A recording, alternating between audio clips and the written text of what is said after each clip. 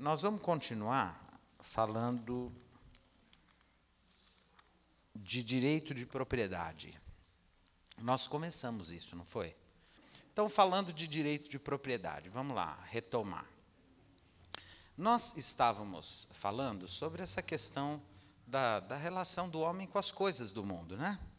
O ser humano é um ser que ele encontra a existência, né? Ele nasce e chega aqui, ele tem que lidar com as coisas de alguma forma, né? E esse lidar com as coisas é muito complexo. Eu vou tentar falar de um jeito, é complexo, mas a hora que a gente entende é tão bonito que valeu a pena um esforço mental para entender. É assim, ó. Quando René Descartes, né? É isso? Descartes, sem o S no final, certo? Que tem a professora de francês que fica me policiando lá. Ele falou, não é, que penso logo existe, quer dizer, o cogito cartesiano, e que marcou na história do pensamento ocidental essa separação entre sujeito e objeto, quer dizer, quem pensa o mundo e o mundo pensado, ele estabelece quase que uma cisão, um muro, entre o que eu sou e o que o mundo é. Daí é que surgem todas as ciências que nós conhecemos. A ideia de que nós temos um cientista, um pensador, né, que está lá e ele vai para o laboratório dele, ele pensa o mundo e ele vai ficar olhando o que se passa no mundo e tentar explicar, entender, descrever o que se dá no mundo. Isso é uma visão totalmente cindida da nossa experiência com a realidade. Na verdade, não só nós não somos separados da realidade, como a realidade só faz sentido para nós singularmente porque nós existimos. Então, se eu não existisse, não existiria nada para mim, porque eu não existiria para perceber que o mundo existe, né? Então, vamos imaginar um mundo sem a presença de alguém que pense o mundo e que seja capaz de identificá-lo. Ele não é mundo, né? Um mundo sem humanos não seria o mundo, porque não haveria ninguém para olhar para esse mundo, tentar atribuir um sentido para ele e até criar palavras que designem aquilo que ele é. Então, na verdade, o mundo só começa a existir com a presença do ser humano, né? Bicho não atribui sentido, bicho, né, vive aí, é um ente simplesmente dado que está no mundo e não tem uma compreensão.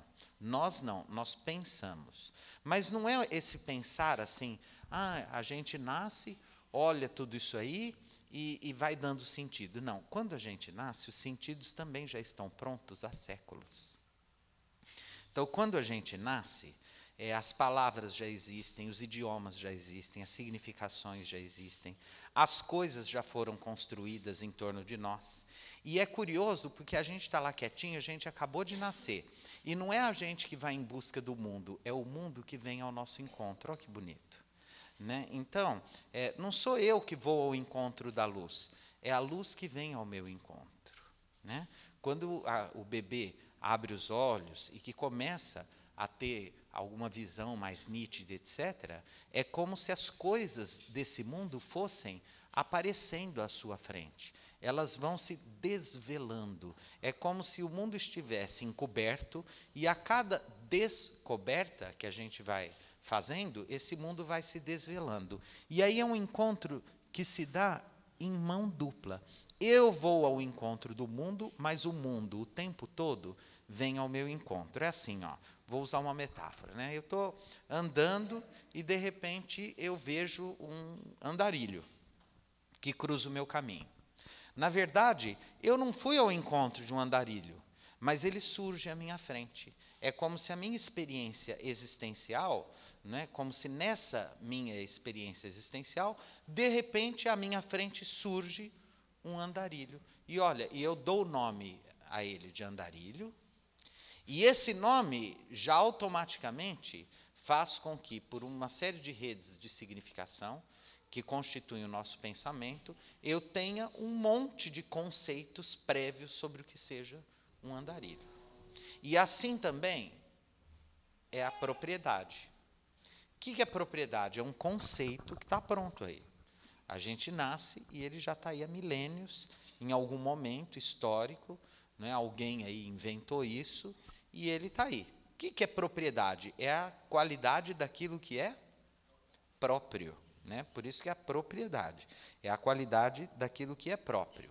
Né? E nós vamos, na verdade, vivendo, existindo, constituindo sentidos ao encontro do mundo e o mundo ao nosso encontro. Esses sentidos vão se desvelando para a gente também. E um deles é a propriedade. Né? O que é aquilo que é próprio? Quando que uma coisa pode ou não? Uma coisa pode ou não ser própria de alguém? E qual o limite que essa propriedade tem? Bom, então, o que a gente tem à nossa volta? Esse mundo que está aí, que vem ao nosso encontro, que a gente vai ao encontro dele, ele é formado de entes cujo modo de ser é simplesmente dado, que não escolhem o que são bichos, plantas e objetos, utensílios de modo geral. Né? Então, isso aqui é copo e ele não escolhe ser copo. Né? Alguém deu o nome nele de copo e ele está condenado a ser copo. Ele não tem escolha a não ser copo. Né? Cachorro não tem escolha a não ser cachorro. Gente, não. Gente é diferente. Gente é o único ente cujo modo de ser está o tempo todo em jogo, porque eu escolho o que eu quero ser. Então, eu não sou um ser em si mesmo, eu sou um ser para si. Um ser para mim mesmo. Eu escolho o que eu quero ser. Então, eu posso ser bom, mal, eu posso ser generoso ou egoísta, eu posso ser crente ou ateu, ou materialista, ou comunista, ou capitalista, trabalhador ou vagabundo, eu posso ser sensível ou grosseiro, eu posso ser delicado ou mal educado, eu posso ser o que eu quiser, dentro do meu limite de possibilidades, do meu espectro de possibilidades existenciais. Então, eu sou o único ser no mundo que me determino. E, portanto, também sou o único ser que tem que, do ponto de vista ético, se responsabilizar por aquilo que escolhe ser. E aí está o grande drama da nossa existência. Nós não podemos culpar ou atribuir a ninguém a responsabilidade daquilo que nós escolhemos ser. Nós somos responsáveis por aquilo que escolhemos ser o tempo todo. E toda e qualquer tentativa de culpar o outro por aquilo que nós somos é uma tentativa malandra de fugir de nossa própria responsabilidade. Então eu sou assim porque também, meu pai fez assim comigo a vida inteira, minha mãe fez assim, também minha mulher age assim comigo, por isso que eu sou assim. Eu sou assim porque meu chefe, eu sou assim porque eu tenho. Agora é o tempo, porque está frio, por isso que eu fico assim. Né? É porque a dor, é a fome, é isso. A gente está sempre procurando, né, alguma coisa. Quando a gente não tem mais saída, a gente fala, é meu inconsciente que fez isso, não sou eu. A gente sempre dá um jeitinho de fugir da nossa responsabilidade. E há algumas coisas, realmente, que a gente tem muita dificuldade de conseguir diferente daquilo que faz sentido para a gente. Né? Então, por exemplo, é comum a gente dizer assim, qualquer um pode se suicidar. Não pode. Teoricamente, qualquer um pode se matar. Teoricamente. Por quê? Porque há pessoas para quem o suicídio é uma impossibilidade.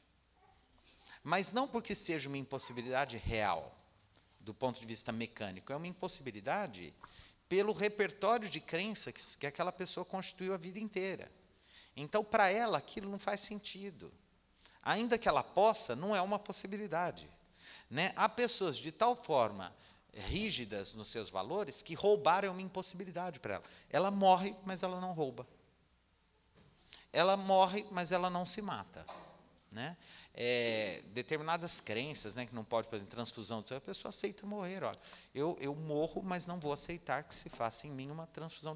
Ou seja, para ela, aquilo é uma impossibilidade. Porque ela se constituiu, através das escolhas dela, daquela maneira de ser. Isso significa que nós somos livres. E o que nós podemos ter, então? Direito de propriedade. Nós não podemos ser proprietários de outras pessoas, mas historicamente, isso já aconteceu. na época da escravidão, por exemplo. Então, quando no Livro dos Espíritos começa aqui, né? Direito de propriedade e roubo. Sobre o que nós temos direito de propriedade? Primeiro, hoje, no nosso horizonte histórico, em 2016 da era cristã, a gente não pode mais ser dono de ninguém. Né? Nenhum ser humano pode ser propriedade do outro ser humano. Tem gente que ainda não entendeu isso. Está aí o nosso saudoso Calbi Peixoto. Ninguém é de ninguém, na vida tudo passa. Tem gente que tem vontade de morrer quando ouve isso. Porque acha que é dono da outra pessoa. Como assim? Eu sou dono dela, ela, né? Eu sou dono dele. Quem que é esse? É meu homem. Homem, né? Aquela coisa, meu homem, minha mulher, né? Meu homem, minha mulher, meu filho, né? A gente tem propriedade. Meu filho, meu homem, minha mulher, né? Em geral, gente muito ciumenta, né? Eu sou um pouco ciumento, principalmente com os meus amigos. Eu tenho um ciúme dos meus amigos. Tem uma amiga minha que ela morre de rir de mim, né?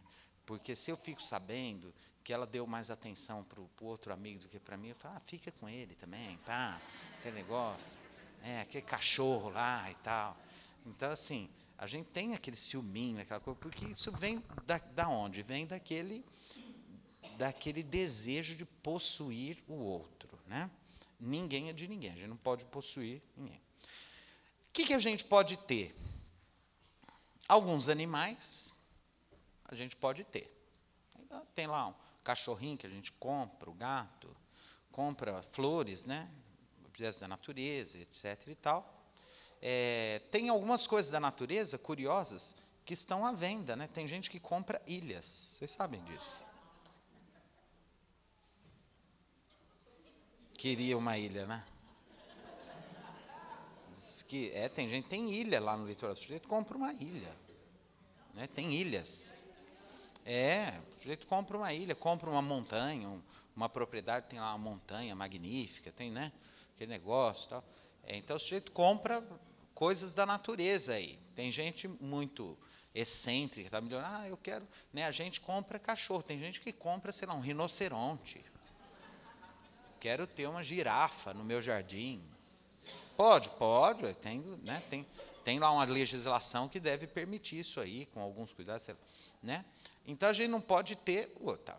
Mas, do ponto de vista da doutrina espírita, nós temos um problema, que é o seguinte: fundamentalmente, nós não temos nada, nem o nosso corpo. Então, toda propriedade de verdade é uma detenção temporária de bens da vida que estão aí. Porque, no final das contas, nós vamos ser todos espíritos pelados no mundo espiritual, carregando a roupinha que desencarna merecendo ter. Então, o sujeito tem um infarto de fraque, chega lá tudo rasgado no mundo espiritual, porque vai depender da condição espiritual dele. E tem gente, de repente, que, né, morre numa sarjeta do mundo, todo sujo, todo enlameado, e adentra o mundo espiritual, nimbado de luz espiritual, como um anjo esplendoroso. Então, assim, na verdade, tudo que nós experimentamos aqui é o mundo, como dizia Platão, o mundo das ilusões. É o mundo da temporalidade. Nós somos seres do tempo. Ninguém é fora do tempo. Eu não sou nada que não seja o que eu sou agora. Eu já não sou o André de ontem e ainda não sou o André de amanhã. Eu só sou esse que vos fala. E a única coisa que eu tenho é isso. E, portanto, como lidar com essa questão da propriedade, do acúmulo de bens e de riquezas, etc. Bom, então, primeira coisa. O fato de as propriedades serem temporárias e a gente desencarnar, né? Nós todos vamos morrer, todos vamos deixar aqui o corpo, etc., não significa que a gente tenha que viver de forma tresloucada, inconsequente, vivendo só o hoje, só o agora. Não é isso. Por quê? Porque vai que a gente ainda demora para desencarnar. E é bom que a gente não crie problemas para os outros. Então é importante que a gente tenha um mínimo de precaução, pensando nessa possibilidade. Mas nós também não podemos viver com a certeza de que nós vamos viver muito, porque pode ser que a gente desencarne hoje, daqui a pouco. Então, assim, nem viver como se, né, não fosse existir o amanhã, mas nem viver de forma a ter certeza que o amanhã vai existir. Então, sempre essa equação no tempo. Eu preciso viver de tal forma em que eu viva o melhor possível hoje, sendo prudente para caso eu viva um pouco mais, eu não seja um peso para ninguém, certo? Mas sem deixar também de viver o que eu posso viver agora, com bom senso, com equilíbrio, e aí a gente sai do Platão e vai para o Aristóteles. Sai do mundo das ideias e vai para o caminho do meio, que o Aristóteles falava que é o mundo ético. Né, o homem médio, o caminho do meio, o caminho do equilíbrio, que é muito difícil, né, que é aquilo que a gente chama de o bom senso, né, o caminho do meio. Bom, do ponto de vista do cristianismo, isso cria uma série de questões importantes. Né? Por quê? Porque Jesus foi alguém, né, que deixou uma mensagem de desapego. Então, tem aquele homem, por exemplo, que quer muito seguir Jesus. Ele vai lá, Senhor, eu quero segui-lo, mas meu pai morreu. Eu preciso enterrar meu pai, depois eu sigo o Senhor. Né? É como se alguém chegasse assim e dissesse assim, ó, eu quero trabalhar lá com você, só que é o seguinte, o meu pai morreu e está lá no velório. O enterro é agora às 4 horas da tarde. Você espera eu ir no enterro e depois eu vou lá para a tarefa?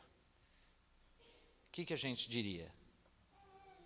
Lógico, meu filho, vai lá, enterra o pai e volta. Né? Jesus não agiu assim. Ele virou para o moço e falou assim, deixai que os mortos enterrem seus mortos. Jesus tinha umas passagens que a gente tem dificuldade de entender. Porque soam, né, assim, nossa, mas que falta de sensibilidade. É o pai do moço, que homem duro com esse rapaz, né? Mas é de propósito, é para a gente pensar nisso. Né? Qual é o alcance dessas palavras? Quer dizer, olha, quem está preocupado com isso, né? Isso é coisa do mundo, ele já morreu. Isso tudo é do mundo, são convenções do mundo. O que importa mesmo é a vida, é o que nos espera. Né? Quer dizer, todo mundo faz isso. Enterrar o outro, todo mundo faz. Eu espero de você e eu quero agora de você isso que quase ninguém faz. Que é dar as costas para esse mundo velho, para o mundo morto, e encarar o que tem pela frente. É encarar o que está aí, ó, que vai acontecer. É como aquela situação que ele está no templo, a mãe dele, né, chega no templo, quer falar com ele, Senhor, sua mãe e seus irmãos estão aí. E ele vira e fala assim, quem é minha mãe e quem são meus irmãos? Ele não reconhece. Por quê? Porque para ele, isso é só um laço consanguíneo, não é importante. Ele fala assim, em verdade vos digo, que aquele que faz a vontade do meu pai, esse sim é minha mãe, esses sim são meus irmãos. Quer dizer, ele cria um conceito de família totalmente revolucionário e que não tem nada a ver com essa família conservadora consanguínea nossa. Jesus estava, ó,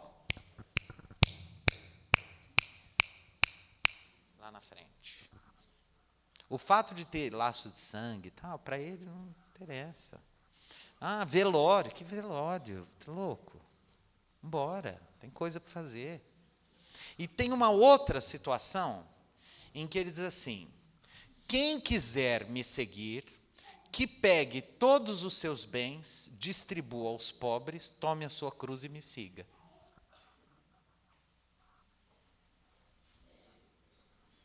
Ou seja, ninguém aqui ia seguir. pagando esse preço? Ninguém. É lindo ficar aqui, Senhor, e a gente reza, dá passe, toma passe, faz sopa. Agora, assim, dá metade da poupança. Ó. É verdade, vamos ser sinceros, nós somos um bando de bundão.